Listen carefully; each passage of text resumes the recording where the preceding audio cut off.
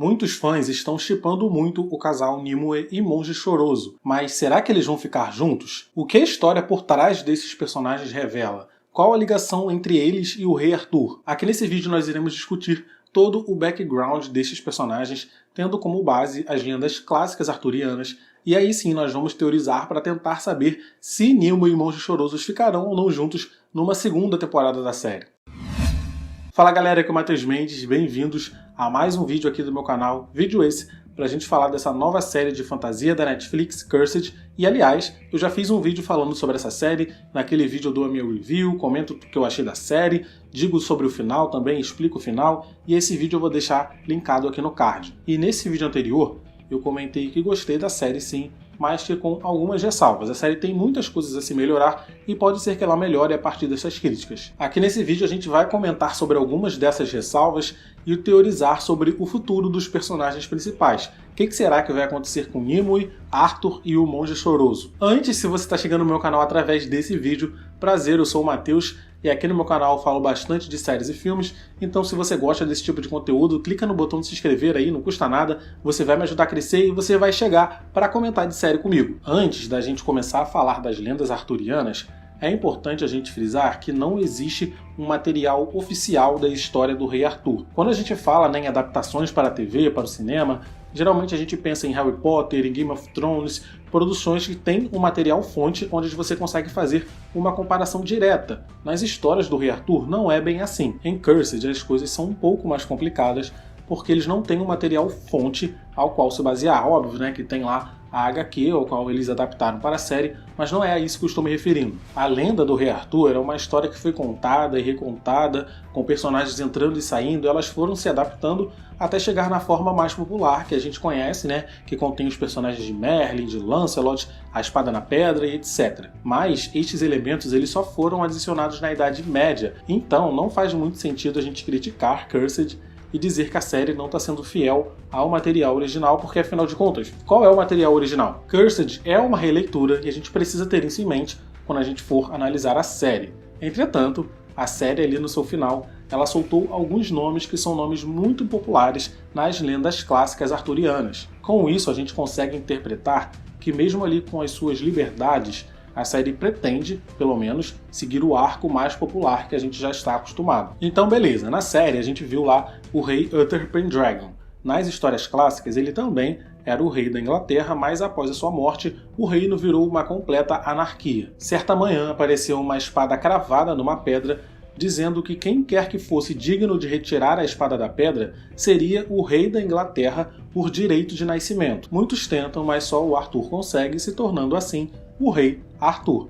Arthur, ele é filho bastardo, né, do rei Uther Pendragon, mas que não foi criado por ele. Ele então foi coroado e conseguiu unificar a Inglaterra após expulsar inimigos e combater príncipes que diziam ter direito ao trono. O rei Arthur tradicional, então, foi esse líder britânico que governou ali durante o final do século V, começo do século VI, casado com a rainha Genebra e que possuía em sua corte um grupo de cavaleiros de alto nível que ficaram conhecidos como os Cavaleiros da Távola Redonda. Eles ficaram conhecidos dessa forma porque em suas reuniões eles ficavam ao redor dessa mesa, uma mesa sem cabeceira para mostrar que todo mundo ali era igual e ninguém era mais importante que ninguém. Há diversas fontes diferentes sobre a quantidade de cavaleiros nesse grupo, mas pra gente o importante é que todas parecem concordar que o Sir Lancelot e o Sir Percival eram membros integrantes. Lancelot e Percival estão presentes em Cursed, então dá pra gente até meio que interpretar a série como um prequel da grande história do Rei Arthur. Certo dia, a espada que o Arthur tirou da pedra se parte em um duelo e a Dama do Lago o presenteia com a Excalibur, essa espada mágica que nós vimos na série. Sir Lancelot, ele era apaixonado pela esposa do Arthur, e eles tinham um caso. Quando o Arthur descobre isso, ele condena sua esposa à morte na fogueira, mas no último minuto ela é salva por Lancelot e levada para viver no convento, onde ela passa o resto dos seus dias. Arthur sai do seu castelo em Camelot em busca de Lancelot e parte com um exército atrás dele. Aproveitando essa fraqueza do reino, o sobrinho de Arthur chamado Mordred toma o trono. Acontece então uma batalha sangrenta ali no começo do século VI envolvendo o Arthur e o seu sobrinho. Nessa batalha, o Mordred ele é morto pelo Arthur, mas o Arthur é ferido mortalmente. Então, no leito de sua morte, a espada de Excalibur é devolvida ao lago, retornando assim para a posse da Dama do Lago. E é por isso que dizem, né, que esse adultério da Genebra com o Lancelot foi a ruína do reinado de Arthur. Pois, né, o Arthur saiu do seu castelo com um exército, largou o castelo para trás para caçar o Lancelot, e isso deu a oportunidade do sobrinho dele de tomar o trono. Esse é um resumo bem direto assim da cronologia do rei Arthur e sua espada, porque tem muita história por trás ainda. Tem a história dos cavaleiros da Távola Redonda atrás do Santo Graal, tem o background das famílias, tem muita coisa, porque a história do rei Arthur é uma história muito extensa e se vocês quiserem eu posso fazer vídeos comentando sobre essas outras histórias paralelas. Então coloca aqui nos comentários caso vocês achem interessante vídeo sobre isso. Mas é isso, a Dama do Lago quase não aparece muito na história do rei Arthur e a série se torna interessante por causa disso também, porque está dando mais camadas para essa personagem que até então era só um acessório para a história dele. Em Cursed não, em Cursed ela tem uma história própria e é uma história muito boa. No último episódio, durante aquela cena da batalha na praia, uma mulher, né, identificada apenas como Lança Vermelha, liderando ali um exército de vikings, chega, né, e ajuda o Arthur, salvando até a vida dele. Eles têm ali uma troca de olhares bastante sugestiva. No material, né, de onde Cursed é adaptado, é revelado que essa Lança Vermelha é a Genebra, a futura rainha consorte do rei Arthur. Na série, isso provavelmente ainda não foi revelado para não ofuscar ali o romance inicial entre o Arthur e a Nimue. Entretanto, né, eles introduzirem o personagem de Genebra é porque eles querem contar alguma história com ela. Ela vai ser importante no futuro da série. Então, provavelmente na segunda temporada ainda o Arthur e a Nimue ainda vão ficar juntos, ainda vão ter ali alguma história e a relação dele com a Genebra vai ficar mais para frente, caso a série se estenda até lá. E além de Genebra, outros membros da corte do rei Arthur já apareceram na série. Como eu já falei aqui nesse vídeo, o Lancelot e o Percival são cavaleiros da Távola Redonda. E faz sentido o Percival ser apenas uma criança, pois o Arthur ainda é apenas um mercenário. Vai levar tempo até ele se tornar o tão famoso, tão grandioso rei, e mais tempo ainda até ele completar ali o círculo de cavaleiros próximos a ele. Até lá, o Percival já vai ter crescido. Na série, ele já deu indícios de ser um garoto corajoso e talentoso com armas. Ele inclusive foi quem ensinou a Iris a atirar com o arco e flecha. Desde sua infância, ele já mostra características que um cavaleiro precisa ter, né? Coragem, bravura, honra e talento com armas. Então vai ser interessante a gente acompanhar a trajetória desse personagem, até porque, né, o Sir Percival é o cavaleiro que encontra o Santo Graal. Eu posso até fazer um vídeo explicando, detalhando sobre isso caso vocês queiram. Sobre o Lancelot, seria realmente interessante caso ele se apaixonasse pela Nimue em algum momento.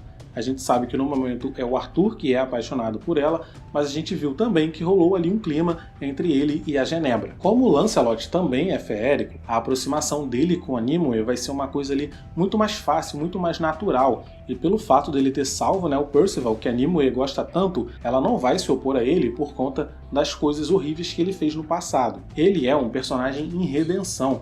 E até certo ponto é muito mais interessante do que um personagem que é certinho o tempo todo. Então eu torço para que sim, que Lancelot fique com a Nimue. Eu faço parte aí desse fandom que shippa esse casal. Inclusive pode ser também que o caso entre Nimue e Lancelot seja o gatilho que incentive, né, a relação ali do Arthur com a Genebra. E é claro que após isso o tempo vai passar, o Arthur e o Lancelot vão ficar de bem, o Arthur vai casar com a Genebra e tudo vai ficar bem. Até o momento que a Genebra trair o Arthur com o Lancelot, um dos seus cavaleiros mais chegados. E o Arthur fica louco, levanta um exército para ir atrás do Lancelot, porque mais uma vez a história está se repetindo. Pela segunda vez, o Lancelot encanta a pessoa que estava com o Arthur, e o Arthur, com o orgulho ferido, levanta um exército que acaba sendo a sua própria ruína. A série tem potencial para ficar melhor nas próximas temporadas, porque essa primeira teve diversos problemas. Só para vocês terem uma noção, no site Rotten Tomatoes, que é um site agregador da opinião do público e da crítica, Cursed está apenas com 51% da aprovação do público. Claro, nesse momento que eu estou gravando esse vídeo. Pode ser que no momento que vocês estejam assistindo, isso tenha mudado um pouco. E lendo as avaliações do site, eu vi algumas pessoas reclamando sobre o anacronismo da série. Mas o que é anacronismo? Então, anacronismo é um erro cronológico. Acontece quando pessoas, objetos, ou situações acontecem fora da época que eles deveriam realmente acontecer. E isso é grave, pois numa história como o Rei Arthur, a gente está condicionado a aceitar que tudo aquilo ali está acontecendo entre os séculos 5 e 6, e quando acontecem coisas do futuro na série, isso pode ser prejudicial porque pode afetar a suspensão da descrença. Olha aí o Mateus cheio de termos novos. A suspensão da descrença nada mais é do que os elementos que nos fazem acreditar, nos fazem comprar a história que eles estão nos contando. Por exemplo, quando a gente assiste ao filme Carros, a gente não reclama dos carros falando porque isso cabe ao universo em que eles estão embutidos. Agora imagina se você está assistindo um filme de drama, sei lá, Titanic, e aí o iceberg começa a falar e a xingar no navio, falando eu vou te afundar, você vai ficar pensando, que droga de filme é esse que eu tô vendo? Então isso é um elemento importante na construção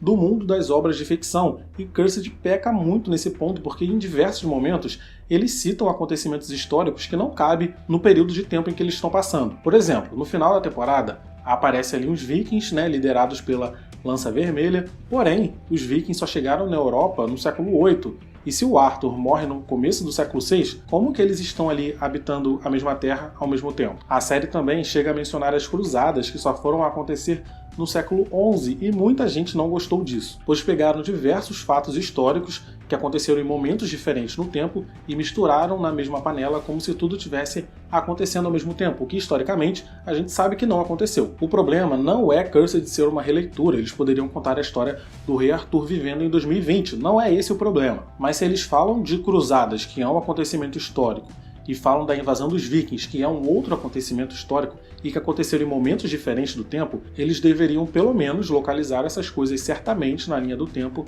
que é para não afetar a suspensão da descrença. E essa foi a reclamação de muita gente pelo que eu pude ler no site. Mas e você, o que você acha disso tudo? Não liga muito pro anacronismo, acha isso besteira? Torce para que o Neo e Lancelot fiquem juntos? Coloquem aqui nos comentários que eu gosto de ler o comentário de vocês. E eu vou ficando por aqui nesse vídeo, obrigado por terem assistido. Deixa o like se você ainda não deixou, se inscreve no canal também. Clica nos meus vídeos que estão aparecendo aqui do lado para assistir os meus vídeos anteriores. E é isso, obrigado, tchau e até o próximo vídeo.